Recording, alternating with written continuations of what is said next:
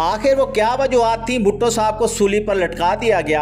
क्या आप जानते हैं जेल में जुल्फ़िकार अली भुट्टो के साथ क्या सलूक होता रहा? फांसी से चंद घंटे कबल होने वाली आखिरी मुलाकात में ज़मीन पर बैठी बेनज़ीर अपने बाबा को देख देख कर सिसकियाँ क्यों भर रही थीं? और हाँ, मिस्टर भुट्टो को फांसी देने वाला तारा मसीह को उजरत में कितने पैसे मिले थे? दोस्तों, आज की video prime minister Zulfikar Ali Bhutto की हुकूमत के खात्मे और काल कोठरी में कैद से लेकर तख्तादार पर लटकाने तक हर एक वाक़े की मुस्तनिद तफसील आप तक शेयर की जाएगी। आप देख रहे हैं उर्दू अलर्ट्स और मैं हूं डॉक्टर इरफान अजीज़। आप मुझे इंस्टाग्राम पर फॉलो कर सकते हैं, जिसका लिंक डिस्क्रिप्शन में दिया गया है। कायदे अवाम और फ़ख्र एशिया के नाम से पुकारे जाने वाले वज़ीर आज़म जुल्फ़िकार अली भुट्टो का इक़्तिदार तब से डामाडोल शुरू हुआ जब अपोजिशन इत्तेहाद PNA वाले 77 की इंतखाबी धांधली को जवाज़ बनाते हुए तहरीक निज़ाम मुस्तफ़ा चलाने लगे। लेकिन उनकी फांसी की वजह चंद बरस कबल नवाब मोहम्मद अहमद कसूरी का लाहौर की शाहराह पर होने वाला कत्ल था। तो आइए भुट्टो साहब की आखिरी चंद सालों की कहानी की शुरुआत नवाब मोहम्मद अहमद कसूरी कत्ल से करते हैं। नवाब कसूरी 1970 में पीपल्स पार्टी की टिकट पर MNA मुंतखब हुए थे। भुट्टो साहब की अपनी पार्टी पर मुकम्मल गिरफ्त थी, लेकिन नवाब कसूरी हमेशा से बेबाक होकर इख्तलाफ करते थे और भुट्टो साहब को जमहूरियत का चैम्पियन कहा करते और पार्टी इजलास में शरारत करते हुए ऊंची आवाज़ में उन्हें कोई यूँ मुखातिब करते, मेरे चैम्पियन ज़रा मेरी बात भी सुने। वज़ीर आज़म भुट्टो हमेशा नवाब कसूरी की बातों से इरिटेट हो जाया करते थे। कई बार उन्होंने नवाब कसूरी को डांटा भी, लेकिन वो कहाँ बाज आने वाले थे। नवंबर 1974 में नवाब मोहम्मद अहमद कसूरी अपनी फैमिली के साथ एक शादी में शिरकत करने जा रहे थे कि अचानक उन पर अंधाधुंध फायरिंग होने लगी, जिसमें वो शदीद ज़ख्मी हुए।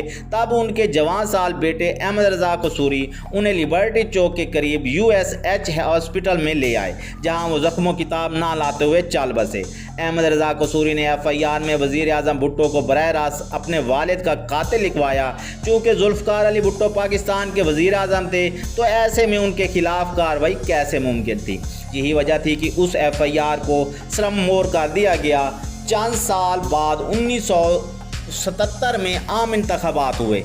इंतखाबी धांधली को जवाज़ बनाते हुए पाकिस्तान नेशनल अलायंस सड़कों पर आ गई और निज़ाम मुमलिकत मफलूज होता गया। अपोजिशन की ये तारीख बहुत जल्द तहरीक निज़ाम मुस्तफ़ा में बदल गई। फ़ौज को हुक्म दिया गया कि मुजाहिरीन पर फायर खोल दो, लेकिन फ़ौजी जवानों ने गोलियां बरसाने के अहकामात को मानने से इनकार कर दिया। ऐसे में army chief general Mohammad Zia-ul Haq के पास मार्शल लॉ लगाने के अलावा कोई और ऑप्शन ना बचा था।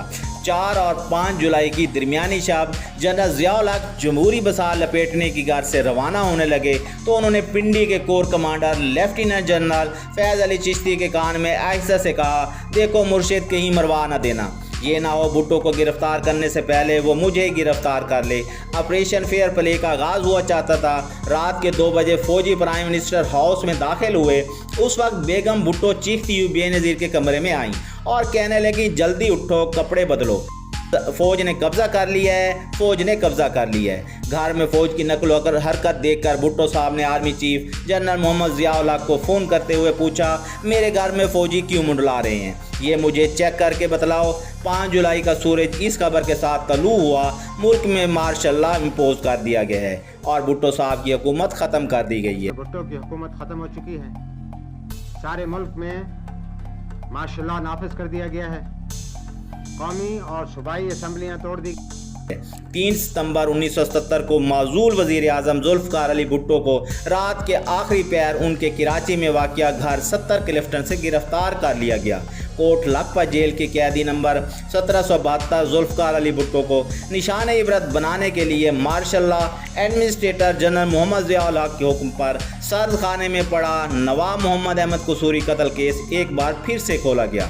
फेडरल सिक्योरिटी फोर्स के 5 एहलकारों ने वादा माफ गवाह बनते हुए इकबाल जुर्म करते हुए बताया कि उन्होंने जुल्फ़िकार अली भुट्टो के अहकाम पर नवाब कसूरी को कत्ल किया। केस चलता रहा और बिल आखिर 18 मार्च 1978 को लाहौर हाई कोर्ट के चीफ जस्टिस मौलवी मुश्ताक हुसैन ने जुल्फ़िकार अली भुट्टो को फांसी की सज़ा सुना दी। तब दुनिया के 26 ममालिक ने जनरल ज़िया-उल हक़ से दरख्वास्त की थी कि आप भुट्टो साहब को हमारे मुल्क में जिला वतन कर दें, लेकिन वो ना माने। भुट्टो साहब ने कानूनी जंग लड़ने का फैसला किया। जब सज़ाए मौत के खिलाफ सुप्रीम कोर्ट में अपील दायर की गई, तो भुट्टो को कोट लखपत जेल लाहौर से पिंडी जेल में मुंतकिल कर दिया गया और यही वो जगह थी जहां वो अपनी ज़िंदगी के आखिरी 323 दिन गुजारने वाले थे। सुप्रीम कोर्ट के लार्जर बेंच कुल 7 में से 4 मेंबर्स ने जुल्फ़िकार अली भुट्टो की फांसी के फैसले को पहली अपील और फिर नजरसानी की अपील दोनों में बरकरार रखा। भुट्टो साहब को रावलपिंडी जेल के जनाने हिस्से में एक 7 बाई 10 फुट की कोठरी में कैद किया गया था। उन्हें पलंग, गद्दा, छोटी सी मेज़ और एक बुक शेल्फ दी गई थी। साथ ही में एक छोटी सी कोठरी थी जहां उनके लिए एक कैदी खाना बनाता था। शुरू के दिनों में जब भुट्टो साहब बैतुल खला जाते तो एक सिक्योरिटी गार्ड वहां भी उनकी निगरानी करता था। उन्हें ये बात इतनी नापसंद थी, उन्होंने तकरीबन खाना खाना बंद कर दिया था ताकि उन्हें बैतुल खला जाने की ज़रूरत ही ना पड़े। 3 अप्रैल 1979 की सुबह सहाला रेस्ट हाउस में नज़रबंद बेगम नुसरत भुट्टो और बेनज़ीर भुट्टो को सेंट्रल जेल में कैद जुल्फ़िकार अली भुट्टो से मुलाकात के लिए लाया गया।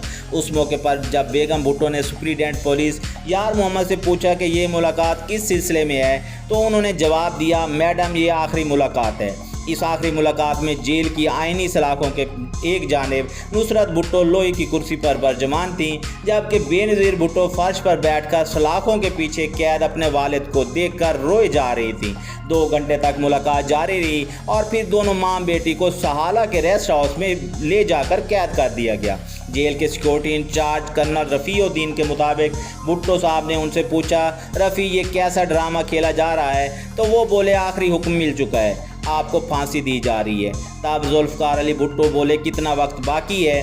कर्नल रफ़ी ने उंगलियों के इशारे से बताया कि 7 घंटे बाकी हैं। कुछ देर बाद जुल्फ़िकार अली भुट्टो ने अपने मुशक्की अब्दुर्रहमान से कहा, उनकी दाढ़ी बढ़ चुकी है, शेव का बंदोबस्त करो, मैं मौलवी की तरह इस दुनिया से नहीं जाना चाहता। उन्होंने वसीयत लिखनी शुरू की लेकिन कोरे कागज़ पर कुछ तहरीर ना कर पाए। रात 11:25 पर उन्होंने आंखें बंद कर लीं। पंजाब हुकूमत के जल्लाद तारा मसीह को लाहौर से रावलपिंडी बुलवा लिया गया था। उससे भुट्टो की फांसी के 10 रुपये मिलने थे। आधी रात को भुट्टो साहब को फांसी गाड़ लाया गया। हथकड़ी खोलकर उनके हाथ पीछे बांध दिए गए। तारा मसीह ने काले रंग का मास्क उनके सर पर चढ़ाया, गले में फंदा डाला गया। भुट्टो साहब बोले, फिनिश इट। रात के 2:04 पर जलाद ने लीवर दबाया, जिसके बाद भुट्टो फांसी के कुएं में गिर पड़े और यूं पाकिस्तान पर हुकूमत करने वाले साबिक वज़ीर आज़म जुल्फ़िकार अली भुट्टो का सफ़र दुनिया अपने इख्तिताम को पहुंचा। भुट्टो साहब के सिक्योरिटी इंचार्ज कर्नल रफ़ीउद्दीन की किताब भुट्टो के आखिरी 330 दिन के मुताबिक फांसी के बाद भुट्टो की लाश एक फ़ोटोग्राफ़र के हवाले कर दी गई और फिर वो फ़ोटोग्राफ़र लाश का पजामा उतारकर पोशीदा अज़ा की तस्वीर बनाता रहा। हुकूमत इस बात की तस्दीक करना चाहती थी कि आया भुट्टो साहब के इस्लामी तरीके से खतने भी हुए थे कि नहीं, क्योंकि जनरल ज़ियाउल हक की टीम ने जेल के अमले को बताया था कि जुल्फ़िकार अली भुट्टो की मां हिंदू थी, जिसे भुट्टो के वालिद ने ज़बरदस्ती अपनी बीवी बनाया था और भुट्टो का असली नाम नथोराम था और वो भी अपनी वालदा की तरह हिंदू था। तस्वीर उतारने के बाद इस बात में कोई शक नहीं रहा कि भुट्टो के खतने हुए थे। भुट्टो साहब के जस्ते खाकी को एक ताबूत में रखा गया। ताबूत के साथ भुट्टो साहब का सामान भी था, जिसमें उसकी शादी की अंगूठी, गले में डाली हुई तस्बीह, कुरान पाक, जय नमाज, कराकरी, शलवार कमीज़, पिशावरी चप्पल और दीगर रोज़मर्रा की चीज़ें थीं। जब ये सामान वापडा रेस्ट हाउस सहाला पहुंचा तो वहाँ नज़रबंद बेगम नुसरत भुट्टो और मोहतरमा बेनज़ीर को जुल्फ़िकार अली भुट्टो का सामान दिया गया, जिसे देखते ही दोनों माँ बेटी धाड़े मार मार कर रोने लगीं। तब बेनज़ीर ने मुजीब कुरैशी को मुखातिब करते हुए कहा कि मेरे पापा को रुखसत करके आ गए हो क्या? यकीनन मेरे पापा ने हौसले के साथ फांसी के फंदे को चूमा होगा। भुट्टो साहब के जस्ते खाकी को दफनाने के लिए लाड़काना ले जाया गया। उनकी बेगम और बेटी को साथ जाने की इजाज़त ना थी। इंतहाई सिक्योरिटी में सिर्फ 2 दर्जन के करीब लोगों को जनाजे में शिरकत की इजाज़त मिली और फौज की निगरानी में जुल्फ़िकार अली भुट्टो को गड़ी खुदा बख्श में सुपुर्द खाक कर दिया गया। मैं उम्मीद करता हूँ आज की वीडियो आपको पसंद आई होगी। उर्दू अलर्ट्स को सब्सक्राइब कर लें और हमारी वीडियोज़ को देखते रहें। अल्लाह हामी व नासिर।